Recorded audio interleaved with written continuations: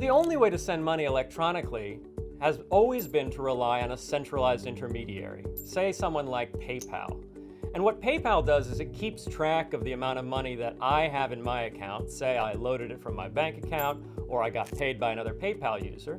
And then PayPal lets me send the money I have, won't let me send more money than I ever have, and will tell somebody else whether they've received money from me. PayPal just keeps this ledger of transactions.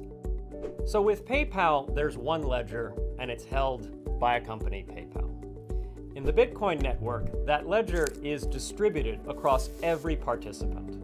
So anybody who's connecting to the network has a copy of it on their computer, in full, going all the way back to the history of the network when it was first created in 2009.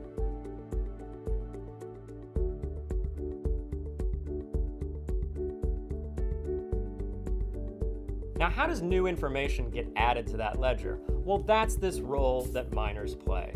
They listen for transaction messages that are validly signed on the network, and they bundle them into what we call a block.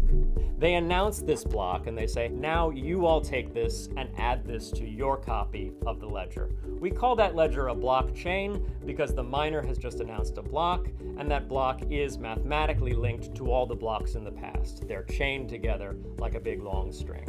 What they're doing is providing a public good. They're relaying transactions, validating signatures, putting them into a block, adding that block to the blockchain, and distributing that to all the people on the network. They're given a reward by the network for performing this public good.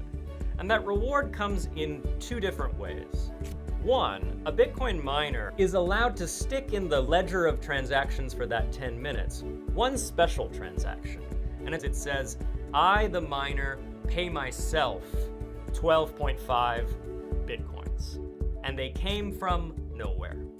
This is the only time on the Bitcoin network that anyone is allowed to ever have a transaction that didn't have any inputs, that literally created money out of thin air. At some point, somebody started calling this activity of getting new Bitcoins by providing this public good on the network mining. It's like digging into the side of a mountain and getting gold.